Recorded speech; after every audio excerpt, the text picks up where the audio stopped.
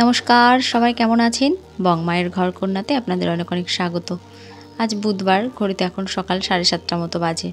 গুড্ডিকে ready করিয়ে দিয়েছি, ও এখন স্কুলে যাবে। আজও ওর একটা পরীক্ষা আছে, মৌখিক। আজ আর কাল এই দুদিন হলেই শেষ হয়ে যায়। অবশ্য ছুটি নেই একদিনও। পরীক্ষা শেষ বৃহস্পতিবারে, শুক্রবার থেকেই স্কুল শুরু। জন্মাষ্টমীতে এবার দুদিন হয়েছে, সোমবার মঙ্গল।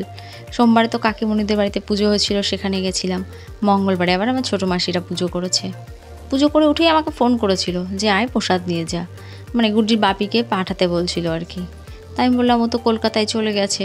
তা বললো ঠিক আছে, আমি তাহলে ফ্রিজে তুলে রাখছি, কালকে এসে যেন নিয়ে যাই। তাই সকালে যখন গুড্ডিকে স্কুলে দিতে গেছিলো, আসার সময় প্রসাদ নিয়ে এসেছে। তালের ক্ষীর, এটা তালের পায়েস যেটা হয় সেটা। তার এর মধ্যে দেখি কি আছে। এর ভেতর আছে পায়েস আর সুজি। এটা পায়েস, এটা সুজি। সত্যি কি সুন্দর গোপালের প্রসাদ পাচ্ছি রোজ রোজ। এটার মধ্যে আবার লুচি আর তালের বড়া।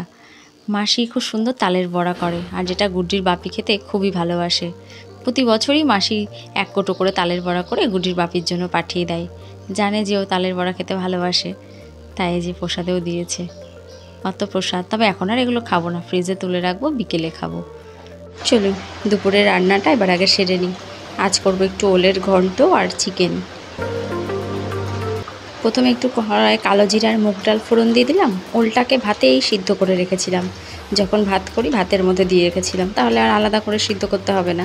তা দেখছি সুন্দর গলেছিল জানেন, কিন্তু বাইরে খানিকক্ষণ বার করে রাখাতে দেখছি একটু শক্ত হয়ে গেছে। এটাকে আবার একটু গরম জল দিয়ে ঢাকা দিয়ে রাখলে গলে যাবে। এটাকে ঢাকা রেখে এবার চিকেনটা ধুতে যাব। দেখুন চিকেনটা ধোয়া হয়ে গেছে, এসে দেখি সুন্দর গলে গেছে। আবার ওল ভাতে খেতেও আমার খুব ভালো লাগে, গরম গরম ভাতের সাথে গরম গরম ওল ভাতে হলেই হয়ে যায়। কিন্তু গুড্ডির বাপি আবার পছন্দ করে না, ওই জন্য আর আমারও খাওয়া হয় না। ওই ঘন্টটা হয়ে গেছে, এবার চিকেনটা করে নিই। আজকে আবার গুড্ডিদের স্কুল খুব তাড়াতাড়ি ছুটি ছিল, আজকে তো বন্ধ ডেকেছে নাকি শুনছি আবার। তাই ওদের স্কুল পরীক্ষা চলছিল বলে তাই স্কুলটা হয়েছে, না হলে মনে হয় স্কুলটাও ছুটি দিয়ে দিত। 5ই সেপ্টেম্বরে যে প্রোগ্রামটা হবে ওদের স্কুলে, সেটার যে নাচ শিখিয়েছে মিসরা, সেটা পরীক্ষার পর রোজ প্র্যাকটিস করাচ্ছে একটু করে। তা আজকে মনে হয় না সেটা হবে, কেননা 9:30টায় ছুটি বলেছে আজকে। তাই জন্য খুব তাড়াহুড়ো করেই চিকেনটা করছি, যাতে মেয়েকে সকালের ভাতের সাথেও এক টুকরো চিকেন দিতে পারি। ওর তো চিকেন হলে আর কিছুই লাগবে না, এক টুকরো চিকেন দিয়ে যদি দিই অমনি সুন্দর ভাতটা খেয়ে নেবে। গুড্ডির বাপি তো কাল কলকাতায় গেছিলো, সেই মালের বস্তাও চলে এসেছে বাড়িতে। আর গুড্ডির বাপি গুড্ডিকে স্কুল থেকে নিয়ে এসে ওদিকে মাল ভাঙতে বসে পড়েছে। চলুন ঢাকা দিয়ে রেখে একটু দেখে আসি। আমাদের দোকানে সাধারণত বাচ্চাদের জামা বিক্রি হয়, সবই বাচ্চাদের জামা। তাই এত ভালো লাগে দেখতে যে এই বছরে নতুন কি উঠলো হাট থেকে আসলেই আগে দেখতে চাই। এই ডিজাইনটা দেখুন কি সুন্দর লাগছে দেখতে। আমি দেখা মাত্রই বলছি এটা একটা গুড্ডিকে দিবা।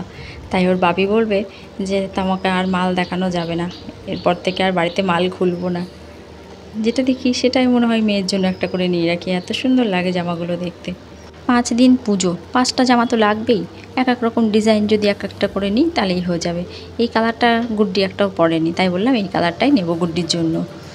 যদিও এও দেয় অবশ্য গুড্ডিকে, ছোট থাকার তো এটাই মজা, পুজোই সবার কাছ থেকে পাওয়া যায়, বড় হয়ে গেলে তো আর কেউ দেয় না। নেটের যে ফেন্সি ফ্রক হয় সেগুলো ঠাকুর দেখতে যাওয়ার সময় 2-1টা লাগে বটে, কিন্তু গুড্ডি সেগুলো একদমই গায়ে রাখতে চায় না, পরতে চায় না। ভীষণ ওর নাকি অস্বস্তি হয় ওগুলোতে, গায়ে কুটকুট করে। তাই বলছিলাম যে গেঞ্জির সুতির এরকম ধরনের জামাগুলোই ওর জন্য বেশি নেব। এই জামাটা দেখুন কি সুন্দর লাগছে দেখতে, খুব সুন্দর লাগছে জামাটা। এটাও একটা নেব ভাবছি, গরমে এগুলোই পরতে পারবে সব সময়। এই যে চিকেনটাকে আবার একটু ভালো করে নাড়াচাড়া করে একটু গরম জল ঢেলে নামিয়ে দিতে পারলেই গুড্ডিকে খাওয়াতে পারবো। স্কুল থেকে এসেই বলছে জোর খিদে পেয়ে গেছে। আমি বলছি দাঁড়া রে, আর একটুখানি দাঁড়া।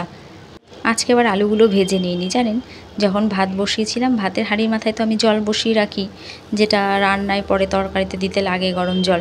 সেই জলের ভেতরেই আলুগুলো দিয়ে রেখেছিলাম, একটু সিদ্ধ করে নিয়েছি। এবার একটুখানি ঢাকা রাখবো, চিকেন আলু দুটোই নরম হয়ে যাবে। এই যে চিকেনটাও ফুটতে শুরু করেছে, তাড়াহুড়োর সময় যেন হয়ই না।